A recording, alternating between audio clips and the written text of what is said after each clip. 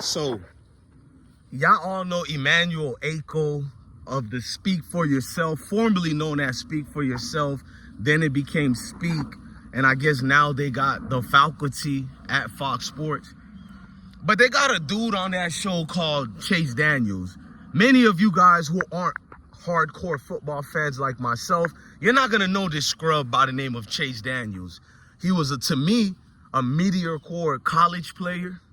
But he made it to the NFL. I guess that's always going to be good when you make it to the league. You know what I mean? But he was a bum in the league as well. This guy, Chase Daniels, who seems like a puppet next to those brothers, all those good football players next to him, he's been calling out Colorado. First, it's like he's tap dancing, but he sticks to code. What he does and says about Colorado is, they're a good team, they're X, Y, and Z, but every game they were going to play this year, every single game, Chase Daniels put them to lose, besides North Dakota. Every single game, Chase Daniels said they were going to lose. He doesn't even do a backhand compliment. He's tap dancing while hiding his real nature versus Colorado. So what he said about Colorado versus UCF, he was more vocal this time, prior to the football game. He said, oh, my cat is still tripping out. Look, hold on, y'all. Sebastian, bro, you got to chill, my guy. You got to chill, bro. Cuz jumped out of nowhere. But Chase Daniels, he goes on this big, joyous rant of, man, they're going to get blown out. He didn't only said that Colorado is going to lose. He said we're going to get blown out. This is an NFL former quarterback who says Colorado, Shador, and the whole entire team is going to get blown out. He hasn't said that about any football team, not in the NFL, not even in the college level.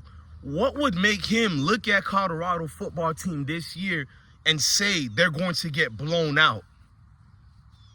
We know UCF has one of the nation's leading rushing teams. They're either number 1 or number 2. We know this already, but what about Colorado is so pathetic to make Chase say they're going to get blown out? If you want to be fair, it's like UCF almost got blown out, if we want to be real, but UCF showed proper decorum better than Chase Daniels, so I'm going to be respectful to UCF. You know what I mean? For Chase Daniels to say this, he didn't bring, and I'm going to make an edit video, not of this one, but I told you I got y'all this week.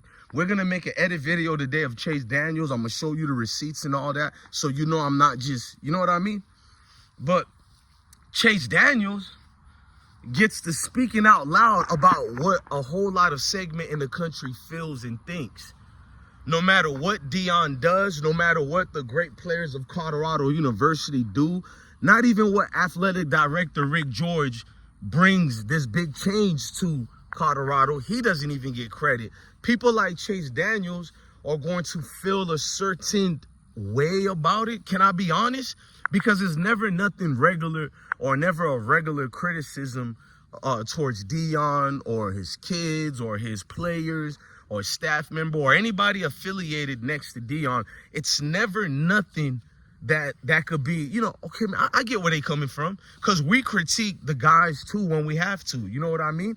I didn't sugarcoat it, the game versus North Dakota. I was happy we beat them because I know North Dakota is a great team.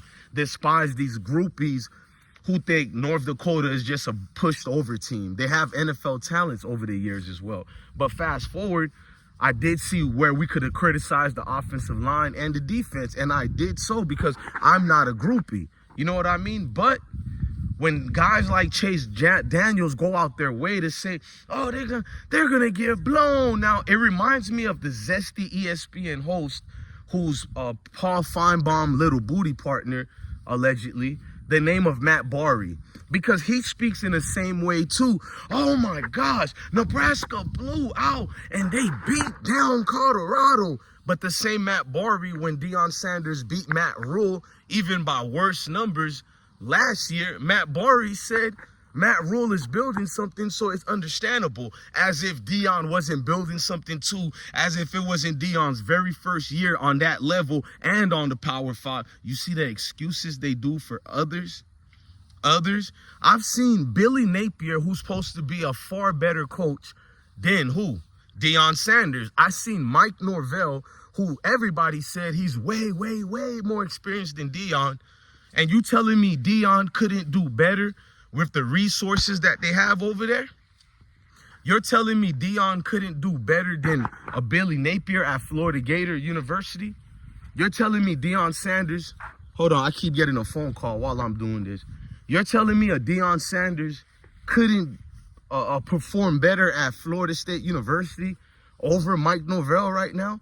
All those resources those big university has as far as NIL deals as well, because I showed you proof Deion doesn't really get that much help as far as the collective of their NIL program. They don't really get that much. So you're telling me these guys get passes made for them, but let's fast forward to Chase Daniels. Not only did he say we're going to get blown out, he didn't even want to apologize. And not that any man has to apologize for football statements, but at least say you were wrong, say something. He still stood on business and made excuses about the win that Colorado had. He made excuses, bro. These dudes will say every game you're going to lose purposely.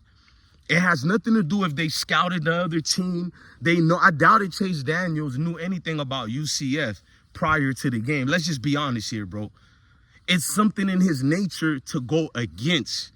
It's like people are making it bigger than football, deeper than football, because I keep proving to you guys it is bigger than football, deeper than football.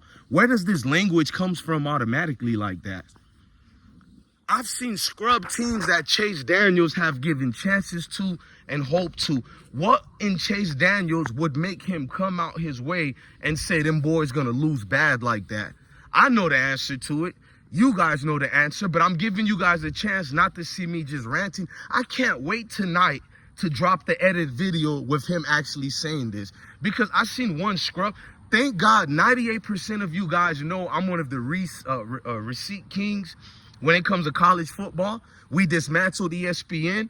I had one alleged letter I'm not going to read to y'all because the scrub, when we was doing our celebration, one of these trolls pretended they were one of our people.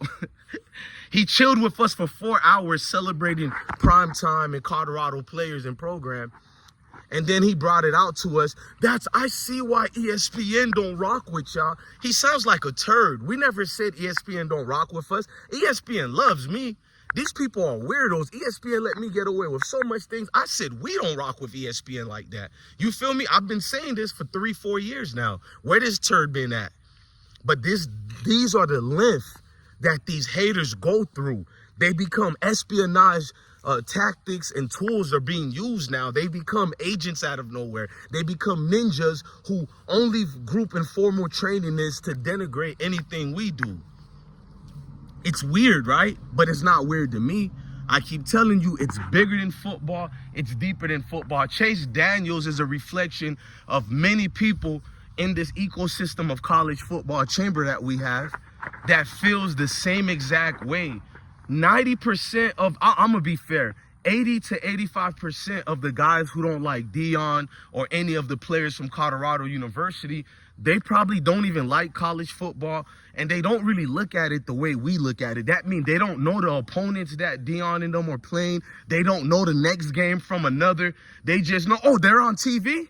I'm a fan of whatever team is playing against them. They're the biggest cheerleaders in the world now. See, Richard Sherman knows better. You see all that tap dancing he's doing now and being a cheerleader? Richard Sherman learned, like I been knew already, once the people see you're a puppet, you can be manipulated, your words change and flip-flop as the seasons go by. They don't trust you anymore, and you lose your views even more further than you lost them already, Richard Sherman.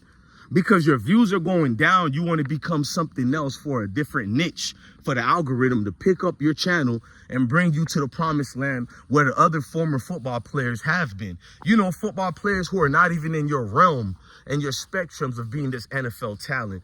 I've seen bench players average way more views than you on one video alone. That speaks volume that the audience, the core audience of YouTube, which is us, we don't care if you're a Pro Bowler or if you come from the fifth star of the galaxies. I know it didn't make no sense, but Richard Sherman makes no sense, so there I don't have to make sense.